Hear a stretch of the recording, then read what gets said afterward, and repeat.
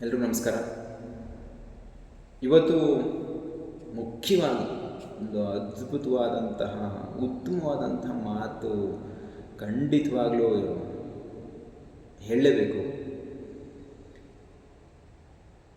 ಏಕೆಂದರೆ ನಾವೆಲ್ಲರೂ ಕೂಡ ಯಾವುದಾದ್ರೂ ಒಂದು ವಿಷಯ ಅಂತ ಬಂದಾಗ ಏನು ಯೋಚನೆ ಮಾಡ್ದೇ ಕೆಲವರೆಲ್ಲ ಹೌದಾ, ಈ ರೀತಿ ಆಗತ್ತಾ, ಅದನ್ನು ನಂಬ್ಕೊಳ್ಳುವಂಥದ್ದು. ಓಕೆ, ನಂಬ್ಕೊಳ್ಳೋಣ. ಯಾವ ವಿಚಾರ ಆಗುತ್ತೆ? ಕಲ್ಕಿ. ಇಡೀ ಭಾರತದಲ್ಲಿ ಇತ್ತೀಚೆಗೆ ಕಲಿಯುಗ ಅಂತ್ಯ ಆಗುವಂಥ ಸಮಯದಲ್ಲಿ ಕಲ್ಕಿ ಅನ್ನುವಂಥವ್ರು ಬರ್ತಾರೆ. ದೈವ ಗುಣವನ್ನು ಹೊಂದಿರುವಂಥವ್ರು ಬಂದು ಕಲಿಯುಗ ಅಂತ್ಯ ಆಗಬೇಕು ಅಂತ ಅಂದರೆ ಅಲ್ಲಿ ಕೊಲೆ, ಸುಲಿಗೆ, ದರೋಡೆ, ವಂಚನೆ, ಮೋಸ ಏನೇನೋ ಆಗಿ ಅದೆಲ್ಲ ಮನುಷ್ಯನೇ ಹೊಡೆದಾಡಿಕೊಂಡು ಸಾಯುವಂಥ ಪರಿಸ್ಥಿತಿ, ಅದೇನೇ ಕಲಿಯುಗ ಅಂತ್ಯ. ಆ ಸಮಯದಲ್ಲಿ ಕಲ್ಕಿ ಅನ್ನುವಂಥವ್ರು ಬರ್ತಾರೆ. ಸಮಾಜನ ಸ್ವಲ್ಪ ಸರಿಯಾದ ರೀತಿಯಲ್ಲಿ ನಡೆಸುವಂಥದ್ದು, ಕರ್ಕೊಂಡು ಹೋಗುವಂಥದ್ದು ಆಗತ್ತೆ ಅನ್ನುವಂಥದ್ದು. ಅದು ಕಲಿಯುಗ ಅಂತ್ಯ ಆಗುವಂಥ ಸಂದರ್ಭದಲ್ಲಿ ಓಕೆ, ಬರಲಿ, ಕಲ್ಕಿ ಅನ್ನುವಂಥವ್ರು ಬರುವಂಥದ್ದು ಆಗಲಿ. ಏನು ಎಲ್ಲರೂ ಅಂದ್ಕೊಂಡಿದ್ದೀವಿ, ಎಲ್ಲ ಬೆಳೆಸುವಂಥದ್ದಾಗಲಿ, ಉಳಿಸುವಂಥದ್ದಾಗಲಿ, ಅದೆಲ್ಲ ಏನು ನಮ್ಮಲ್ಲಿ ಈಗಿರುವಂಥ ಆಸೆ ಆಕಾಂಕ್ಷೆಗಳು ಬಂದೇ ಬರ್ತಾರೆ. ಓಕೆ, ಅದನ್ನು ಸ್ವೀಕರಿಸೋಣ, ಅವ್ರು ಮುಂದಕ್ಕೆ ಬರುವಂಥದ್ದಾಗಲಿ. ಆದರೆ ನಾನು ಹೇಳುವಂಥದ್ದು, ಯಾರೋ ಒಬ್ಬರು ಯಾವಾಗಲೂ ಒಂದು ಸಲ ಬರ್ತಾರೆ ಅನ್ನುವಂಥದ್ದಕ್ಕಿಂತ ನಮ್ಮ ಭಾರತ ದೇಶದಲ್ಲಿ 140 ಕೋಟಿ ಜನಸಂಖ್ಯೆ, ಅದಕ್ಕಿಂತ ಜಾಸ್ತಿನೇ ಇರ್ಬೋದು. ಅಷ್ಟು ಜನಸಂಖ್ಯೆ ಇರುವಂಥವ್ರು ನಾವೇನಿದ್ದೀವಿ, ಆ 140 ಕೋಟಿ ಜನರು ಕೂಡ ಕಲ್ಕಿ. ಹಾಗಾದ್ರೆ ನಾವೇನು ಅರ್ಥ ಮಾಡ್ಕೋಬೇಕು?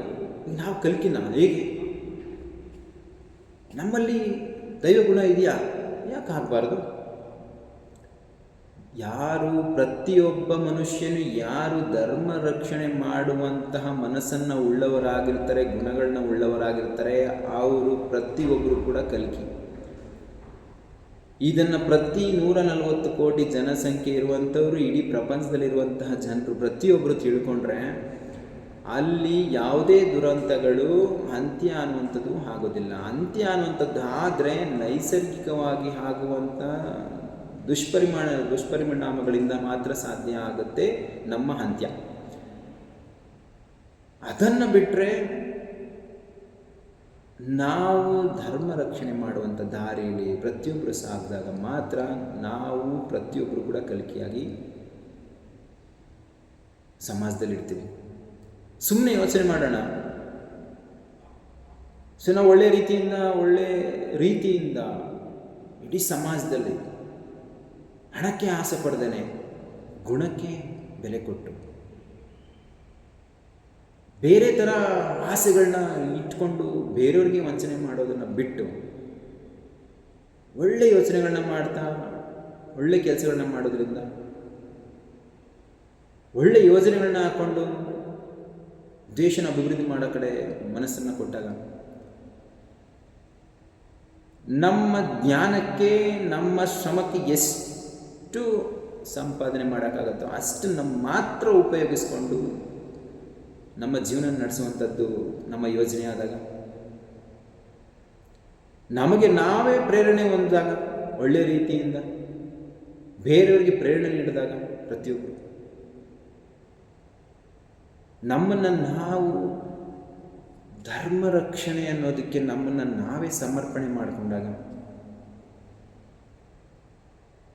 ಎಲ್ಲಾದರೂ ಏನಾದರೂ ಒಂದು ಅನಾಹುತಗಳಾಗ್ತಾ ಇದೆ, ಅನ್ಯಾಯ ಆಗ್ತಾ ಇದೆ ಅಂದಾಗ ಪ್ರತಿಯೊಬ್ಬರು ಪ್ರಶ್ನೆ ಮಾಡುವಂಥದ್ದಾದಾಗ ಇಲ್ಲಿ ಏನು ಪರಿವರ್ತನೆ ಖಂಡಿತವಾಗ್ಲೂ ಆಗಿರುತ್ತೆ. ಅಲ್ಲಿ ಕಲ್ಕಿ ಅನ್ನುವಂಥ ಪರಿವರ್ತನೆ ಆಗಿರುತ್ತೆ. ಹಾಗಾಗಿ ನಾನು ಹೇಳಿಕೊಟ್ಟಿರೋದು, ಕಲ್ಕಿ ಬೇರೆ ಎಲ್ಲೂ ಇಲ್ಲ, ನಮ್ಮ ಯೋಚನೆಗಳಲ್ಲಿ ಇರುವಂಥದ್ದು. ಒಳ್ಳೆಯ ಯೋಚನೆಗಳನ್ನ ಮಾಡೋ ಕಡೆ ಕಲ್ಕಿ ಇರುವಂಥದ್ದು, ಒಳ್ಳೆ ಯೋಜನೆಗಳನ್ನ ಮಾಡೋ ಕಡೆ ಕಲ್ಕಿ ಇರುವಂಥದ್ದು, ಒಳ್ಳೆ ಪ್ರೇರಣಾದಾಯಕ ಮನಸ್ಥಿತಿಯನ್ನು ಉಳ್ಳಂಥವರಲ್ಲಿ ಕಲ್ಕಿ ಇರುವಂಥದ್ದು, ನಮ್ಮನ್ನು ಒಳ್ಳೆ ವಿಚಾರಗಳಿಗೆ ಸಮರ್ಪಣೆ ಮಾಡ್ಕೊಳ್ಳೋಂಥದ್ರಲ್ಲಿ ಕಲ್ಕಿ ಇರುವಂಥದ್ದು, ಎಲ್ಲವನ್ನು ಒಳ್ಳೆ ಧರ್ಮದ ರಕ್ಷಣೆ ಮಾಡುವಂತಹ ಪರಿವರ್ತನೆ ಏನಿದೆ ಆ ಪರಿವರ್ತನೆಯಲ್ಲಿ ಕಲ್ಕಿ ಇರುವಂಥದ್ದು. ಹಾಗಾಗಿ ಪ್ರತಿಯೊಬ್ಬ ಮನುಷ್ಯನು ಕೂಡ ಧರ್ಮ ರಕ್ಷಣೆ ಮಾಡುವಂಥ ಕಡೆಗೆ ನಮ್ಮ ಮನಸ್ಸನ್ನು ಕೊಟ್ಟಾಗ ಅಲ್ಲಿ ಕಲ್ಕಿ ಇರುವಂಥದ್ದು. ಈಗ ಯೋಚನೆ ಮಾಡೋಣ, ಕಲ್ಕಿ ಯಾರು? ಪ್ರತಿಯೊಬ್ಬ ಮನುಷ್ಯನು ಕೂಡ ಕಲ್ಕಿ. ಖಂಡಿತವಾಗ್ಲೂ ಇದನ್ನು ಅರ್ಥ ಮಾಡಿಕೊಂಡು ಒಳ್ಳೊಳ್ಳೆ ಕೆಲಸಗಳನ್ನ ಮಾಡೋಣ.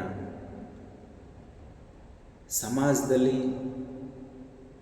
ಯಾವುದೇ ವಸ್ತುಗಳಿಗೆ, ಅದು ಹೆಣ್ಣು ಹೊನ್ನು ಮಣ್ಣು, ಯಾವುದಕ್ಕೂ ಆಸೆ ಪಡ್ದೇನೆ ನಮ್ಮ ಜೀವನ ಹೇಗೆ ಸಾಗತ್ತೋ, ನಾವು ಯಾವ ರೀತಿಯಾಗಿ ಛಲ ಇಟ್ಕೊಂಡಿರ್ತೀವಿ, ಉತ್ತಮವಾದಂಥ ಸಮಾಜದಲ್ಲಿ ನಾನು ಒಬ್ಬ ವ್ಯಕ್ತಿಯಾಗಿ ಬಾಳಬೇಕು, ನಮ್ಮ ಕುಟುಂಬನ ಒಳ್ಳೆಯ ರೀತಿಯಿಂದ ನಡೆಸ್ಕೊಂಡು ಹೋಗಬೇಕು, ಸಮಾಜದಲ್ಲಿ ಉತ್ತಮ ರೀತಿಯ ಕೆಲಸಗಳನ್ನ ಮಾಡಬೇಕು ಅನ್ನೋ ಮನಸ್ಸನ್ನು ಇಟ್ಕೊಂಡು ಹೋಗುವಂಥದ್ದಾದಾಗ ನಾವೆಲ್ಲರೂ ಕೂಡ ಕಲ್ಕಿ ಅವತಾರಗಳೇ ಆಗಿ ಬಾಳುವಂಥದ್ದಾಗತ್ತೆ.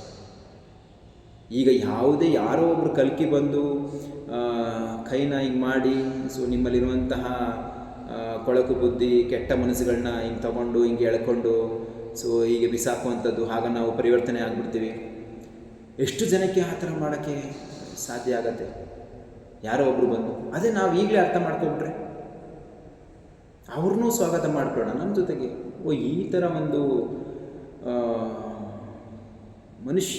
ಮನುಷ್ಯರು ಇದಾರಲ್ಲ ಅನ್ನೋ ಒಂದು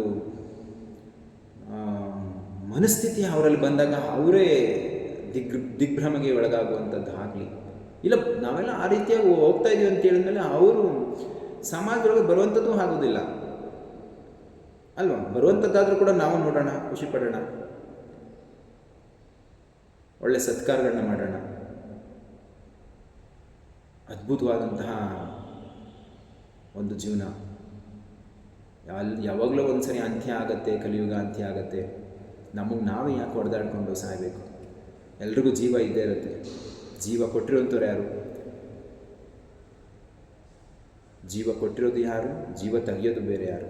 ಜೀವ ತೆಗೆಯುವಂಥದ್ದು ಯಾರಿಗೂ ಅಂಥ ಅಧಿಕಾರಗಳಿಲ್ಲ.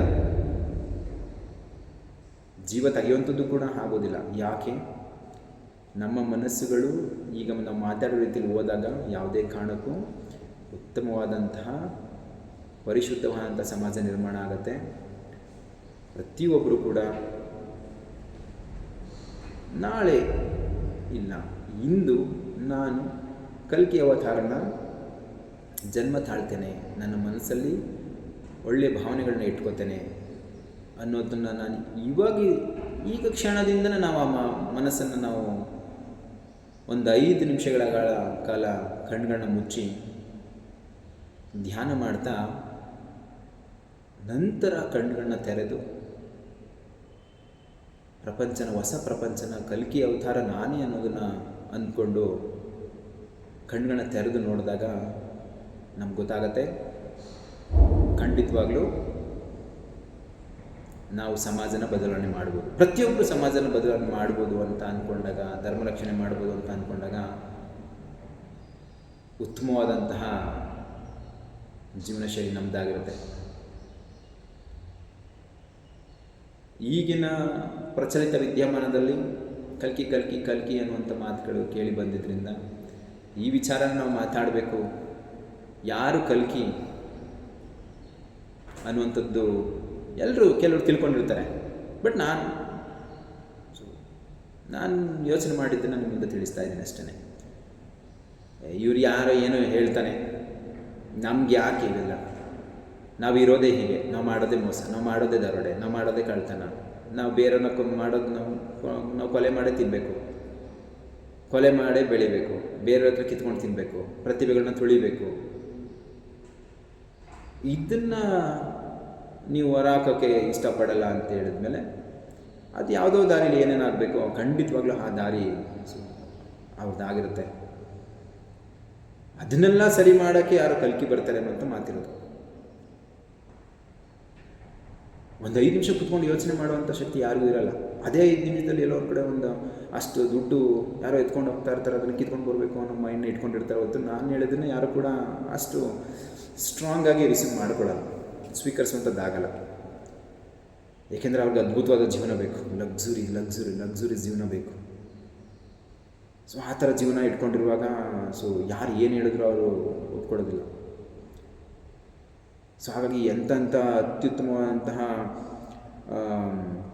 ಬರಹಗಾರರು, ಸೊ ಪ್ರತಿಯೊಬ್ಬರು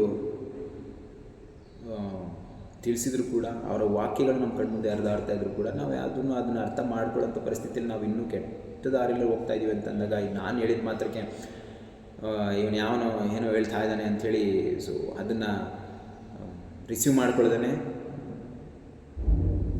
ಬಿಸಾಕಿ ಹೋಗುವಂಥವ್ರು ಇದ್ದೇ ಇರ್ತಾರೆ. ಅದೆಲ್ಲ ಮುಂದಕ್ಕೆ ಏನೇನಾಗಬೇಕು ಖಂಡಿತವಾಗ್ಲೂ ಸೊ ಅವರವರ ಮನಸ್ಥಿತಿಗೆ ತಕ್ಕಂತಹ ವಾತಾವರಣ ಅವ್ರದ್ದಾಗಿದ್ದಾಗ ಉತ್ತಮವಾದಂಥ ಮೇಲ್ಗಡೆ ಇರುವಂಥ ಸ್ಥಾನಕ್ಕೆ ಬೆಳೀಲಿ. ಅದು ಯಾವ ರೀತಿಯಲ್ಲಿ ಮುಂದುವರಿಯುತ್ತೆ ಅನ್ನುವಂಥದ್ದು ಖಂಡಿತವಾಗ್ಲೂ ನಾನು ಹೇಳಿದ್ದನ್ನ ಅರ್ಥ ಮಾಡಿಕೊಂಡ್ರೆ ಸೊ ತುಂಬ ಉತ್ತಮವಾಗಿರುತ್ತೆ. ತಿಳಿಸ್ತಾ ಇರುವಂಥದ್ದು ಅಷ್ಟೇ. ನೀವು ತಿಳ್ಕೊಳ್ಳೋದೇ ಇರಿ. ಅದು ಅವರವರ ಮನಸ್ಥಿತಿಗೆ ಸಂಬಂಧಪಟ್ಟಿರುತ್ತದೆ. ನಿಮ್ಮ ಮನೇಲಿರುವಂತಹ ತಂದೆ ತಾಯಿಗೆ ನಾವುಗಳು ಬೆಲೆ ಕೊಡಲ್ಲ ಅಂತ ಹೇಳಿದ್ಮೇಲೆ ನಾನು ಯಾರೋ ಏನೋ ಹೇಳ್ತಾ ಇದ್ದಾನೆ ಅಂದ್ಕೊಂಡು ನೀವು ಹೋಗುವಂಥದ್ರಲ್ಲಿ ಏನೋ ತಪ್ಪಿಲ್ಲ.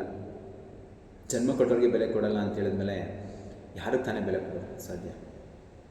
ನಾವು ಕಲ್ಕಿನೂ ಅಲ್ಲ, ಏನೂ ಅಲ್ಲ. ನನಗೂ ಇರೋದು ಒಂದು ಜೀವನ, ಒಳ್ಳೆ ಸುಖ ವೈಭೋಗಗಳನ್ನ ಸೊ ಅನುಭವಿಸಿ ಒಂದು ಜೀವನ ಸೊ ಬೇಗ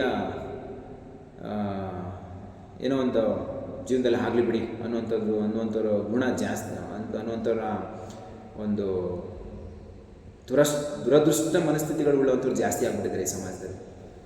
ಹಾಗಾಗಿ ನೀವೇನಾದರೂ ಅಂದ್ಕೊಳ್ಳಿ, ಬಟ್ ನಾನು ಕೊನೆಯದಾಗಿ ಹೇಳುವಂಥದ್ದು ಇಷ್ಟೇ, ಪ್ರತಿಯೊಬ್ಬ ಮನುಷ್ಯನೂ ಕೂಡ ಕಲಿಕೆ. ಹಾಗಾಗಿ ಎಲ್ಲರೂ ಕೂಡ ಧರ್ಮ ರಕ್ಷಣೆ ಮಾಡೋದ್ರ ಕಡೆ ಮನಸ್ಸನ್ನು ಕೊಡೋಣ. ಸೊ ಎಲ್ರಿಗೂ ನಮಸ್ಕಾರ.